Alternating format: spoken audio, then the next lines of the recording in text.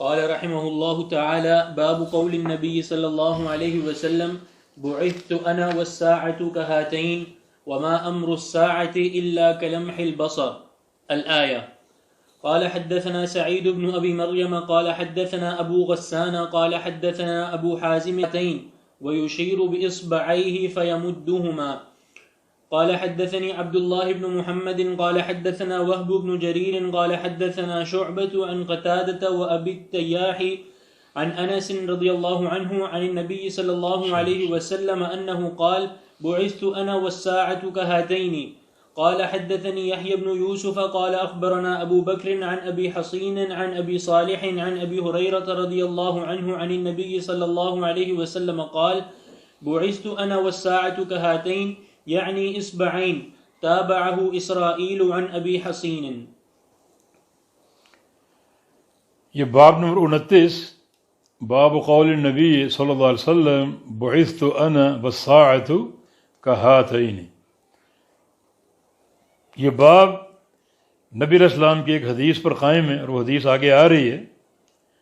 ترجمہ: قول نبی صلی اللہ علیہ وسلم، نبی صلی اللہ علیہ وسلم کا قول، فرمان، بعثت انا والساعۃ کہاتین، طرح آپ دو انگلیوں کا اشارہ فرماتے، جس طرح یہ دو انگلیاں ملی ہوئی ایک دوسرے کے قریب ہیں، اس طرح مجھے قیامت کے ساتھ بھیجا گیا ہے۔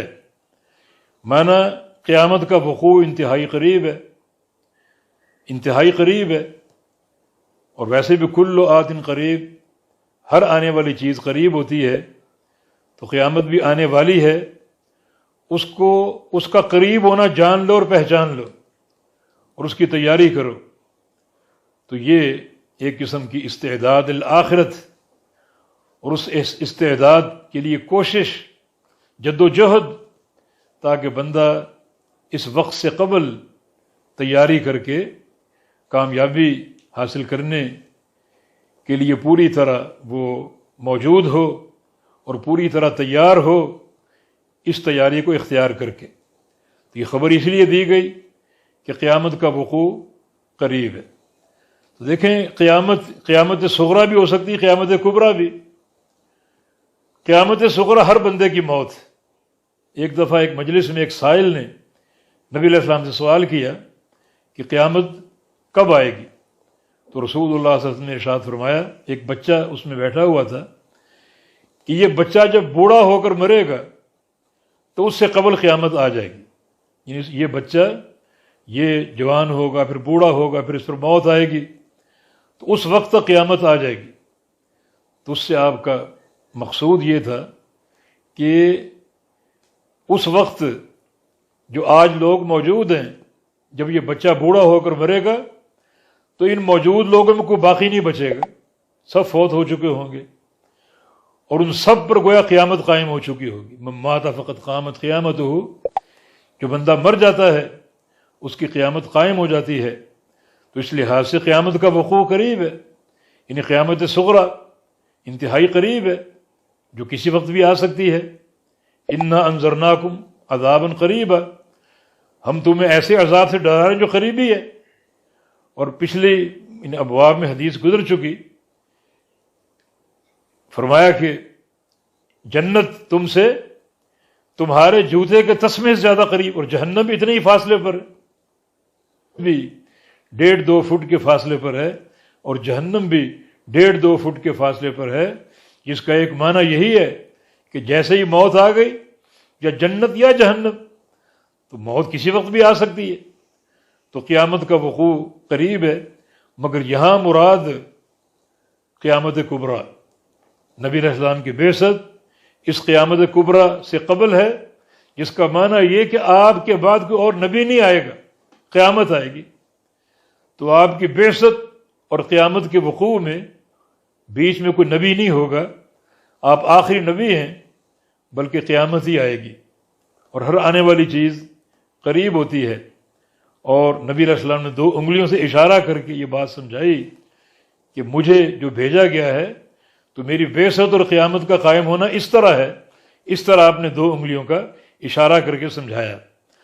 پھر قرآن کی ایک آیت پیش کی امام بخاری رحمہ اللہ نے، وما امر الساعۃ الا کلمح البصر، کہ قیامت کا معاملہ پلک جھپکنے کی مانند ہے۔ پلک جھپکنے کی مانند ہے۔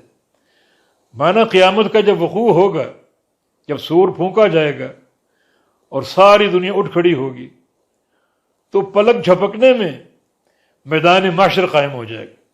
یہ نہیں کہ وہاں تیاری ہوگی اور کوئی آج جا رہا ہے، کوئی کل جا رہا ہے، کوئی گھنٹے بعد جا رہا ہے، نہیں، جو فرشتہ سور پھونکے گا اور لوگ اٹھ جائیں گے، قبریں پھٹ جائیں گی، اور فرشتہ سب سے اوپر ہوگا عرض محشر کی طرف جانے کے لیے، اور اس کے پیچھے باقی ملائکہ اور انسان ہوں گے، اور پلک جھپکنے کے اندر ہی اپنے آپ کو ساری دنیا میدان محشر میں پائے گی۔ یہ معاملہ بڑا گمبھیر اور سنگین ہے کہ انتہائی جلدی پلک جھپکنے کی مانند آپ میدان محشر میں جمع ہوں گے، اور حساب و کتاب کا معاملہ جو ہے وہ جب اللہ تعالیٰ چاہے گا شروع ہو جائے گا، لیکن قیامت کا حشر جو ہے وہ پلک جھپکنے کی مانند ہے۔ تو قیامت کے چل کر جو اخروی دور ہے اس میں داخل ہو جائے گا۔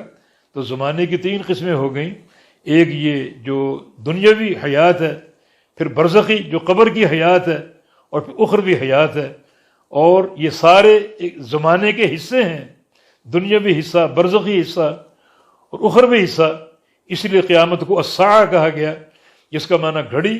تو یہ گھڑی بھی زمانے میں داخل اور شامل ہے، اور قیامت کی گھڑی کا معاملہ پلک جھپکنے کی مانند ہے۔ آگے جو 3 حدیثیں وہ ایک ہی متن کے ساتھ ہیں، ایک ہی لفظ کے ساتھ ہیں، اور پہلا متن ہے یہ سہل بن سعد کی روایت سے ہے، دوسرا انس بن مالک کی روایت سے، اور تیسرا ابو ہریرہ رضی اللہ عنہم کی روایت سے۔ اور یہ بھی حدیث کی صحت اور صداقت کی دلیل ہے، کیونکہ 3 مختلف صحابہ بالکل ایک ہی لفظ کے ساتھ، ایک ہی متن کے ساتھ حدیث کو روایت کر رہے ہیں۔ اور متن کیا ہے؟ بعثت انا والساعۃ ہکذا، یہاں بھیجا گیا ہوں اور قیامت کو اس طرح، یعنی بالکل 2 انگلیوں کے معنی۔ چنانچہ تیسری حدیث میں اصبعین کے لفظ کی آگے تفسیر موجود ہے راوی کی طرف سے، کہ ہاتھین کا معنی اصبعین، کہ ان 2 انگلیوں کے معنی، جیسے یہ 2 انگلیاں آپس میں قریب ہیں اور ملی ہوئی ہیں، تو اس طرح قیامت کا وقوع بھی قریب ہے اور ساتھ ملا ہوا ہے۔ ملا ہونے کا معنی یہ ہے کہ میں آخری نبی ہوں، میرے بعد کوئی اور نبی نہیں آئے گا جو اس قیامت سے ڈرائے آپ کو، میرے بعد قیامت ہی آئے گی، تو میں قیامت سے ڈرانے کے لیے تمہارے بیچ میں موجود ہوں، اور میرے بعد قیامت آئے گی۔ تو یہ حدیث قیامت کے وقوع کے قرب کی طرف اشارہ کر رہی ہے، اور جس کی نشانیاں تقریباً جو ہیں وہ ظاہر ہو رہی ہیں، ہو چکی ہیں۔ علامات بعیدہ، پھر علامات متوسطہ، علامات قریبہ۔ چنانچہ علم کا اٹھ جانا، منڈیوں کا قریب آ جانا، وقت کی برکت کا ختم ہو جانا، اور عورتوں کا یعنی مردوں پر حاکم بن جانا، اور گناہوں کا گھر گھر میں داخل ہونا، فتنہ، قتل و غارت گری کا فتنہ، اور یہ فسادات جو اللہ کے نبی نے علامتیں بیان کی ظاہر ہو چکی۔ ایک اندھے فتنے کا آپ نے ذکر کیا کہ قاتل کو پتہ نہیں چلے گا وہ کس کو قتل کر رہا ہے، اور مقتول کو پتہ نہیں ہوگا کہ مجھے کیوں قتل کیا گیا، اور یہ ایک کیفیت بھی اپنی نگاہوں سے ہم دیکھ رہے ہیں۔ اور نبی علیہ السلام کا فرمان ہے جب قتل و غارت گری کی یہ شکل ہو تو دجال آج بھی آ سکتا ہے اور کل بھی آ سکتا ہے۔ اور پھر یہ بڑی علامتیں دجال کا، یاجوج ماجوج کا، عیسیٰ علیہ السلام کے نزول کا، زلزلوں کا اور خسف وغیرہ کا، اور پھر دابت الارض کا، اور سورج کا مغرب سے طلوع ہونے کا وغیرہ وغیرہ، یہ علامتیں بالکل قیامت کے قریب داخل ہوں گی، اور یہ 10 علامتیں پے در پے داخل ہوں گی، اور پھر قیامت قائم ہوگی اللہ تعالیٰ کے امر سے۔ پہلا سور پھونکا جائے گا، دنیا بے ہوش ہو جائے گی، دوسرا سور پھونکا جائے گا اور سارے لوگ ہوش میں آئیں گے، اٹھیں گے، قبریں پھٹیں گی اور لوگ قبروں سے نکلیں گے۔ اسرافیل علیہ السلام جنہوں نے سور پھونکا ہوگا وہ اوپر کو اٹھیں گے اور بڑھیں گے، اور پوری دنیا ان کے پیچھے پیچھے چلے گی، نہ کہیں مڑ کے دیکھے گی اور نہ کہیں مڑ سکے گی، اور پلک جھپکنے میں سیدھی میدان محشر میں جمع ہو جائے گی۔ اور پھر اللہ تعالیٰ کا امر ہوگا، جب اللہ تعالیٰ آئے گا حساب و کتاب کے لیے، حساب و کتاب قائم ہوگا، اور ان اللہ تعالیٰ کے فیصلوں کے مطابق بندوں کا انجام متحقق ہوگا۔ فریق فی الجنہ و فریق فی السعیر، ایک جماعت جنت میں جائے گی اور ایک جہنم میں جائے گی۔ یہ سارے اللہ تعالیٰ کے فیصلے ہیں۔ تو یہ تینوں حدیث ایک ہی متن کی یہاں مکمل ہوئی۔ تو جو بھی اخروی معاملے ہیں اللہ رب العزت ہمیں آخرت کی تیاری کرنے کی توفیق عطا فرما دے۔ نبی علیہ السلام کے بعد ایک سائل آیا، پوچھا کہ متی الساعۃ یا رسول اللہ، قیامت کب آئے گی؟ تو رسول اللہ صلی اللہ علیہ وسلم سے پوچھا تو ما اعددت لہا، تم یہ بتاؤ کہ تم نے قیامت کی تیاری کیا کی۔ اور ایک قبرستان میں نبی علیہ السلام موجود تھے، ایک جنازے کے ساتھ قبر کھودی جا رہی تھی اور اللہ کے پیارے پیغمبر کنارے پر تشریف فرما تھے۔ اچانک آپ رو دیے، اتنا روئے کہ آپ کے آنسوؤں سے آپ کے سامنے جو قبر کی مٹی تھی وہ تر ہو گئی، اور پھر آپ نے فرمایا کہ لمثل ذلک فاعدوا، اس گھر کی تیاری کر کے آنا، کیونکہ قبر کا گھر جو ہے یہ آخرت کا پہلا زینہ ہے، تو اس کی تیاری کر کے آنا۔ یہی شریعت کا ہدف اور مقصود ہے کہ جو ایک زندگی کی مہلت اللہ نے عطا فرمائی ہے، اس لیے عطا فرمائی لیبلوکم ایکم احسن عملا، تاکہ آپ کے عمل کا امتحان لے۔ تو عمل ہی عمل کرنا ہے آخرت کی تیاری کے لیے۔ والتوفیق بید اللہ تعالی۔ اقول قولی ھذا واستغفر اللہ لی ولکم، وآخر دعوانا ان الحمد للہ رب العالمین۔